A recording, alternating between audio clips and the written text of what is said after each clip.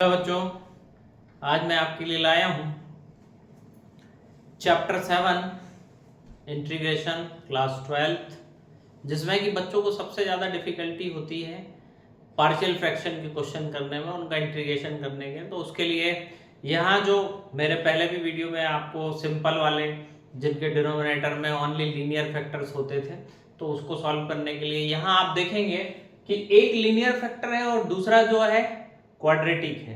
तो इनको कैसे सॉल्व करते हैं इजी वे में, बिना कोई पार्शियल फ्रैक्शन लगाए, समय बचा के कैसे सॉल्व करना है वो हम सीखेंगे। चलिए देखते हैं।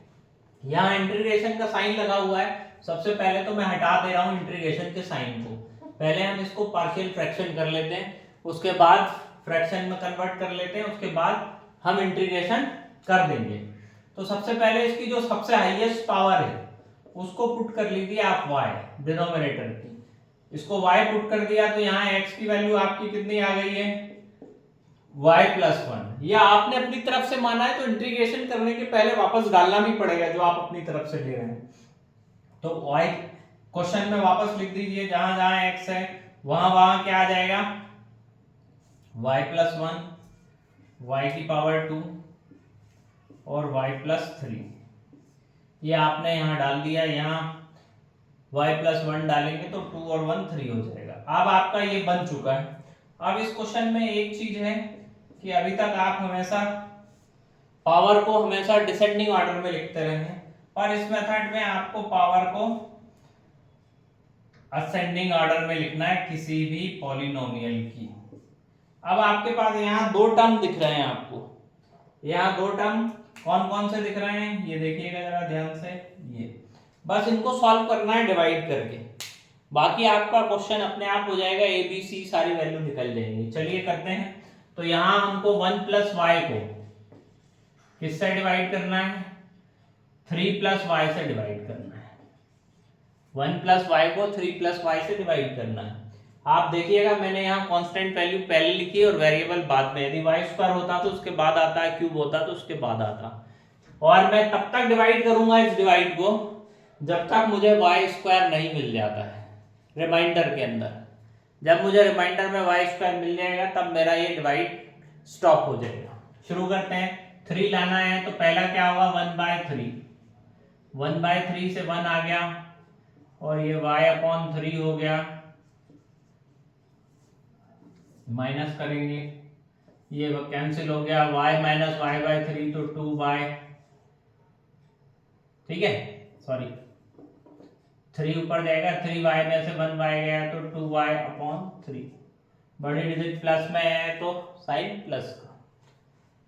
नेक्स्ट टाइम में मुझे लाना है 2y/3 और यहाँ 3 है तो 3 नीचे चले जाएगा, तो यहाँ मुझे लेना पड़ेगा प्लस का 2/9y। 2/9y इसको 3 से मल्टीप्लाई करेंगे तो आपका 2y/3 आ जाएगा। और फिर इसका इससे मल्टीप्लाई करेंगे तो क्या आएगा आपका, प्लस का 2/9y। यहां तक डिवाइड में।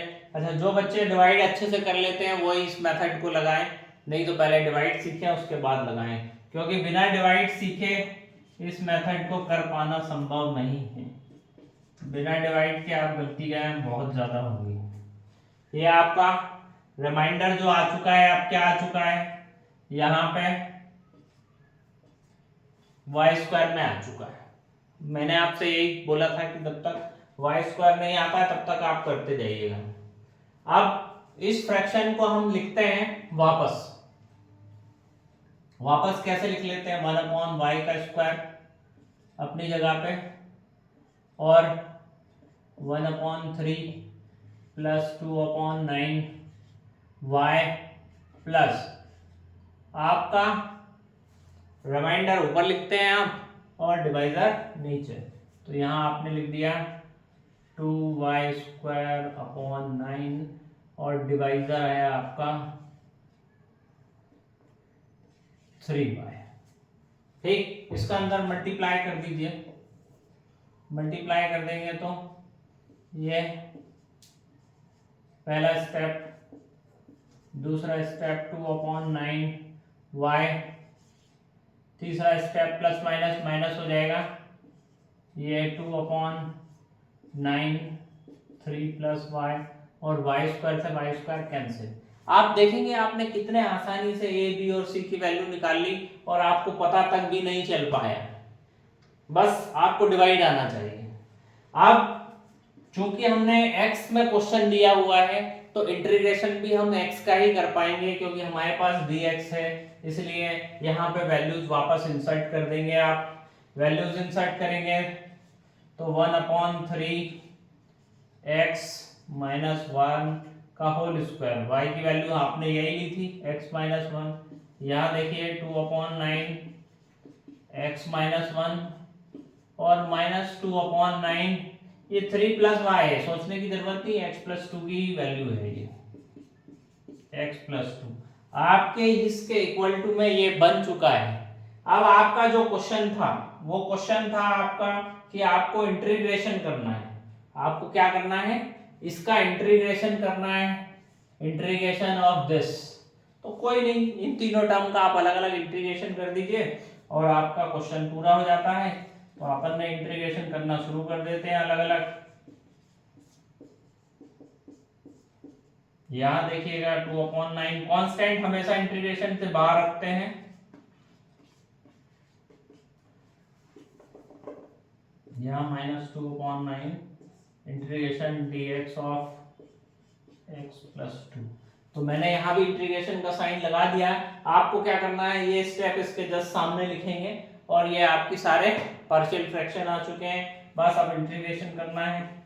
1/3 और 1/x² का इंटीग्रेशन, 1/x² किसका डिफरेंशिएशन होता था भाई, -1/x का, तो -1 ये हो चुका है। अब यहां देखें log ऑफ 1/x किसका इंटीग्रेशन होता है, log x का डिफरेंशिएशन 1/x होता है, इसलिए 1/x का इंटीग्रेशन क्या हो जाएगा, log x हो जाएगा। यहाँ पे भी log x + 2 और c लिखना ना भूले, जब भी आपका इंडेफिनेट इंटीग्रल होगा तो आपको c लिखना ही है, उसके लिए कोई इफ एंड बट नहीं है। ये आपका, अब ये 2/9 आप कॉमन ले सकते हैं और log की प्रॉपर्टी लगा दें, x - 1 ऊपर होगा आपका और x + 2 नीचे होगा और ये +c। इसी तरह मेरे प्यारे बच्चों, आपने इसका आंसर निकाल लिया है एक नई मेथड के साथ, और आप इसको सीखेंगे, डिवाइड करेंगे और सीखेंगे और निश्चित ही आप अपना समय बचाएंगे। तो आप लोग सीखते रहिए मेरे साथ, पढ़ते रहिए, आगे बढ़ते रहिए। जय हिंद, जय भारत।